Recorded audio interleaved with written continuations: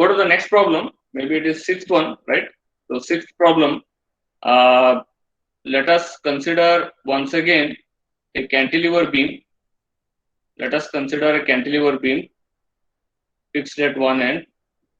Now let us consider it is subjected to UDL throughout its span. So let us say this is my Q naught per unit length. This is Q naught per unit length, and this beam is having a length L, and it is having an Young's modulus E and a moment of inertia I. Okay, so this is second problem in cantilever beam. What I need to do is first you have to formulate the pre function. So that is phi is equal to strain energy plus work potential. So you know any type of beam strain energy is EI divided by 2 integration 0 to L.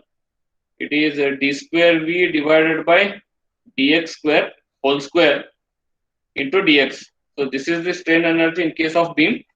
As I told, beam is different strain energy and bar is having different strain energy. So beam is, this is the strain energy. Then work potential. How to get the work potential for this? Same way how we are done for a bar is subjected to axial UDL. In case of bar, I have considered it is subjected to axial UDL. Now this is UDL which is applying in a transverse direction, means in a y direction. For this I need to get the work potential. Once again you can consider a small element here which is having a length dx. Now what is work potential? Work potential is nothing but force into displacement. Work potential is nothing but it is something like a work which is force into displacement. Force into displacement. Now let us do it for an element. Now work potential I will consider for the element. What is work potential for the element? I need force. So on this element only this much of UDL is acting. This much of UDL is acting. You convert this UDL into point force. How to convert UDL into point force? It is applied UDL into distance. What is applied UDL? Q naught. What is the distance? It is dx. So Q naught into dx is what my force which is acting on that element. Q naught into dx is what? It is the converted UDL into point force. Into displacement, I need displacement. So let us consider where I considered element, there the displacement is U. Because I know the displacement is 0 at the fixed end, and I know, sorry, displacement let us consider V, because instead of displacement here we are going to consider it as a deflection. So because it's a applied force is transverse force. So I know the deflection is 0 at fixed end, and I know the deflection is maximum at the free end. So at any random distance, I don't know what is the deflection. So let us consider that deflection is V, where I have considered element. Therefore, my displacement will become V. Now I want work potential for the entire bar. Then I need to sum all such elements between the 0 to L. So it is Q naught into V into dx. So this entire equation I will put it under integration, nothing but summation. Therefore, this is my work potential. So this is my P function, equation number 1. This is strain energy. You know already how this strain energy is obtained. Then, as I told, based on the type of load is acting on the member, your work potential changes. See, this is the same work potential you obtained in case of a bar problem. Shall I show it? So I'll go to the bar problem, where it is subjected to axial displacement. I mean axial UDL, uniformly distributed load. See here, there I have considered Q naught into U into dx. Why I have considered U here? Because I have an x direction displacement here. But when I come for the cantilever beam, the deflection will be there, and that deflection will be there in y direction. See, because this because of this UDL, this beam is going to deflect like this. Am I right? So this deflection is there in y direction. This is the deflection which is there in y direction. Therefore, I have considered it as a V. So Q naught into U into dx in case of bar, whereas in case of beam it is Q naught into V into dx. That's all. So this is my total work potential, which is in case of cantilever beam subjected to UDL. Now substituting the value of strain energy and work potential into P function, my formulation of P will be done. That is potential energy will be done. So it is strain energy plus work potential. So I know strain energy A divided by 2, 0 to L. It is d square V divided by dx square whole square into dx minus, see, as I told, work potential is always negative. So this is minus. So minus integration 0 to L, it is Q naught into V into dx. So this is my entire formulation of P function. Now here I'll go with the second step. So second step is, once again you have to assume a trial displacement function. You have to assume a trial displacement function. Once again, I will assume up to third order a polynomial function. So B naught plus B1 into x plus B2 into x square plus B3 into x cube. Once again, I am going to assume a third order polynomial function. So what is this second step says? Whatever assumed polynomial function should satisfy the given boundary condition. So let us put that boundary condition. When x is equal to 0, v is equal to 0. When x is equal to 0, v is equal to 0. So here x is there, this term will be 0, this term will be 0, this term will be 0. v is 0, therefore directly you can write b naught is equal to 0. So when x is equal to 0, my b naught will be equal to 0 because my displacement is 0. Similarly, second boundary condition, when x is equal to L, v is equal to v1, or you can also consider it as an vmax, because at the free end I will be having the maximum displacement. Therefore, wherever v I will replace with v1 or vmax. So my v1 will be equal to v naught is 0, b1 into x, but x is replacing, now x is replacing with L. So it is b1 into L plus b2 into L square plus b3 into L cube. b1 into L plus b2 into L square plus b3 into L cube. Correct? So this is what my v1 equation. But I have one more boundary condition in case of beam, that is when x is equal to 0. Along with these two boundary condition, I have one more boundary condition, that is when x is equal to 0, my dv by dx, that is slope. This is what we call it as a slope. So when x is equal to 0, that is nothing but, where is my x equal to 0? At fixed end. Correct? No? At fixed end, my x is equal to 0. At that end, my slope is 0. So what you have to do is, you have to differentiate this v. You have to differentiate this v with respect to x and equate it to 0. And substitute x is equal to 0 after differentiating. So my dv by dx is equal to b naught is 0. The constant differentiation with respect to x is 0. It is b1 into x is b1 plus 2b2 x square. Sorry, 2b2 x because x square is there. When I differentiate with respect to x square, it will become 2x. Then third term is b3 x cube. Therefore, it is 3b3 x square. Then I have to put wherever x is 0. Therefore, this x is 0. Then this x is 0. Therefore, this and these two terms will become 0. And slope, when I differentiate, I have to equate it to 0. Therefore, my b1 will be equal to 0. Same thing what I have done in the previous problem. Okay, so my b1 will be equal to 0. Now another constant is also become 0. Therefore, my b1 equation will become what? My b1 equation will become b1 is 0 means this term will be eliminated. So therefore, my v1 equation will be b2 into L square plus b3 into L cube. The same what you obtained in the previous step. Similarly, when x is equal to x at any random distance, my v will be equal to v. Therefore, v is equal to, it is b2 into x square. Because in this v equation, b naught is 0, b1 is 0. So these two terms will be eliminated. Left out only these two terms. Therefore, it is B2 into x square plus B3 into x cube. So this is equation which is required at the free end, maximum displacement or deflection, and this is a deflection at any random distance. So to get these two equation, I need the value of B2 and B3. So for that, what I need to do now, I need to substitute the trial displacement function into this PE function. So here, what I need to substitute? I need to substitute the value of V here. So nothing but this is the V.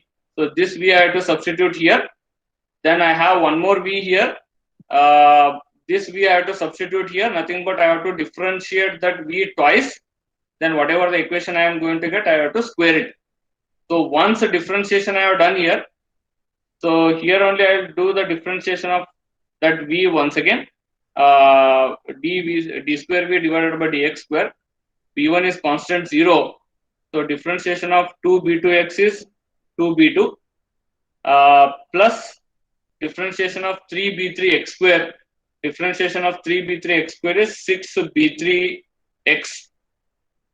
So this is my 2 times differentiation of that V. So here, this is the V. If I differentiate twice, so I am going to get this. Now, what is that thing I am doing? I am substituting this d square V divided by dx square here. Okay, so that I am doing in the next slide. So my pi is equal to, it is EI divided by 2 integration 0 to L. What is that? What is that value of d square V divided by dx square? It is 2B2. So 2B2 plus 6B3x whole square, because the d square V divided by dx square whole square is there. I'll put whole square into dx minus q naught is constant. I'll take it outside. What is the value of V? Value of V is B2 into x square plus B3 into x cube. This is my value of V into dx. The dx as it is. So further, what I need to do? I need to simplify this. In the previous problem, you have simplified this, the first term, which is same. Only simplification of this, it is changes. What is that? It is q naught into, I have to different, I mean, it is between 0 to L. So I have to integrate this, what, with respect to x. Now what I am going to get, then I have to apply the limit 0 to L. So this B2 as it is, integration of x square is x cube by 3 plus B3 as it is, and integration of x cube is x raised to 4 divided by 4. Apply limit 0 to L. Therefore, it is minus q naught. Lower limit is 0. Therefore, both the terms are consisting of x. Therefore, I will not substitute lower limit. Let us do it only for the upper limit. X is replaces with L here. So, it is L cube by 3 plus B3 into L raised to 4 divided by 4. Okay. So, in the next step, what I will do, this minus q naught, I will take it inside the bracket. Therefore, it is minus q naught B2 L cube divided by 3. So, minus q naught B3 L raised to 4 divided by 4. And this simplification you already done in the previous step. What is that? I'll come to that previous. What is that simplification you have done? See here, EI divided by 2, 4B square L plus 12B cube, sorry, 12B3 square L cube plus 12B2 B3 L square. So this thing I have to write here. That is the simplification of this. So it is EI divided by 2, 4B2. What is that? 4B2 B2 square L, 4B2 square L plus 12 B3 square L cube plus 12 B2 B3 L square. Okay. So this is simplification of this part that you already done in the previous step, and the work potential simplification I have shown here. So this is my simplified PE function. Now once I have obtained this simplified PE function, next I need to go with the fourth step. I need to minimize the P. That means I need to differentiate this with respect to B2 equated to 0. Similarly, I need to differentiate same P function with respect to B3 and equate it to 0. So do these two things I need to do because I need to get the two equilibrium equations to get the two constants B2 and B3. So let us do it. When I differentiate this with respect to B2, so what I am going to get? It is 8 B2L plus P3 is constant 0. This is 12 P3L square minus Q naught L cube Q naught L cube Q naught L cube by 3 with respect to P2. B3 is 0. Therefore, this will be equal to 0. This is my one equilibrium equation. Similarly, second equilibrium equation. So, shall I write here only? So, delta pi divided by delta B3. Okay, so this will be equal to 0.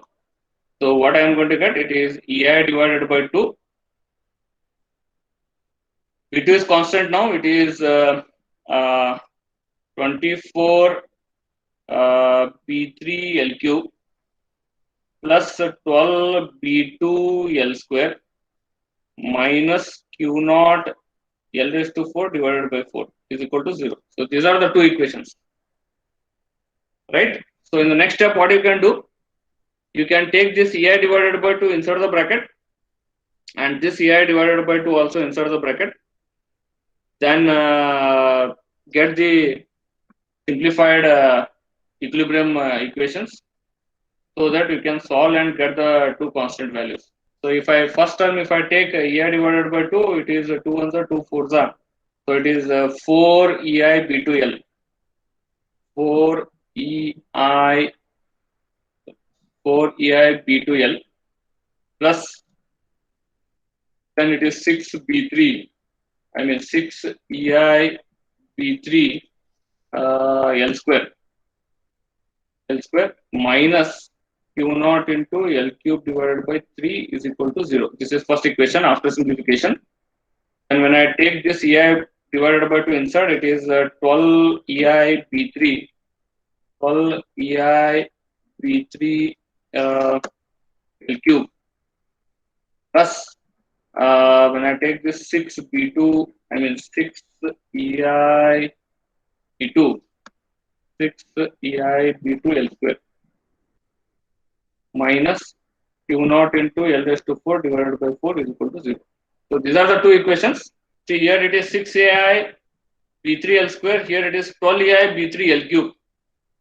So what I need to do here? I have to multiply the first equation with the 2L. Therefore, it is 8 EI B2 L square plus 12 EI B3 L cube minus 2 Q naught L raised to 4 divided by 3. L raised to 4 divided by 3 is equal to 0. Second equation, while writing, I'll just modify this. This is my 6 EI B2 L square plus 12 EI B3 L cube. This term I kept keeping as it is minus Q naught L raised to 4 divided by 4 is equal to 0. And I solve this by changing the sign. So this is minus, this is minus, this is plus. So these two terms, these two terms have will be get cancelled. So these two terms will be get cancelled. Then it is 8 EI B2 L square minus 6 EI B2 L square minus 2 Q naught L raised to 4 divided by 3 minus Q naught L raised to 4 divided by 4 is equal to 0. So what you can do is in these two terms you can take it maybe 2 EI B2 L square common or directly 8EI B2L square minus 6EI B2L square. Directly what you can get it. 8 minus 6, it is 2. So 2EI B2L square. Higher sign is positive. This will be equal to, when I take, sorry, this is a Q naught sign, the sign as positive. So this is my positive value. Because this Q naught L raised to 4 by 4, I have changed it to positive. So I'll keep it positive. These two terms which are free from B2, so those I'll take it to the RHS. Therefore, it is 2 Q naught L raised to 4 by 3 minus Q naught L raised to 4 by 4. Here, I'll get the value of B2. This is Q naught L raised to 4. You can take it common. Then here it is 2 by 3 minus 1 by 4. And this entire term whole divided by this 2EI L square. So this L square and this L raised to 4 cancel, left out with another L square. 5 by 24 into Q naught L square divided by EI, positive. Okay. Substitute this value of B2 in any one of the equation, either in this equation or in this equation. What is my first equation? 8EI B2L square. Let us go with first equation. This is the substitution I have done. The value of B2 in equation number 1. So here this EI will be get cancelled. This is 8 1 the 8 3 the. Then what is that? 5 by 3. See, what is that I have left out? 5 by 3 Q naught into L square. So Q naught L raised to 4. Yeah, it is already cancelled. Plus this is 12 EI B3 L cube minus Q naught L cube by 3 is equal to 0. So let us take this 5 by 3 Q naught L raised to 4 to the RHS and this Q naught L raised to 3 divided by 3 to the RHS, because both are free from B3. So it is 12 EI B3 L cube is equal to it is Q naught L cube by 3 minus 5 by 3 Q naught L raised to 4. Okay, correct? So here Q naught L cube, you can take it common. So Q naught L cube by 3, also you can take it common. It is 1 minus what is that? 1 minus 5L. Now it is 12 EI B3 L cube as it is. With this L cube will be get cancelled. So my B3 is equal to you send these two terms to this side. So it is Q naught divided by 36. 12 into 3, it is 36 EI into 1 minus 5L. Correct? Huh? Is it correct?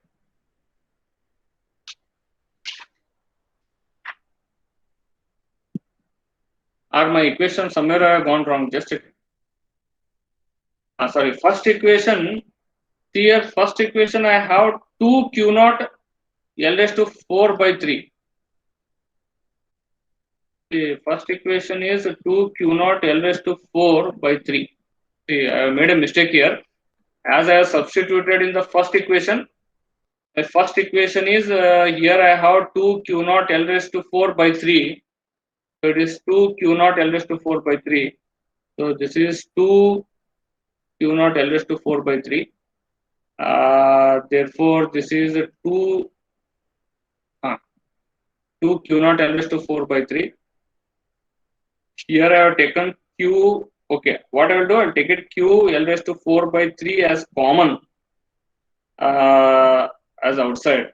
Therefore, this L cube and this will not get cancelled, because now it is one side L cube, one side L raised to 4. Then once again this changes here.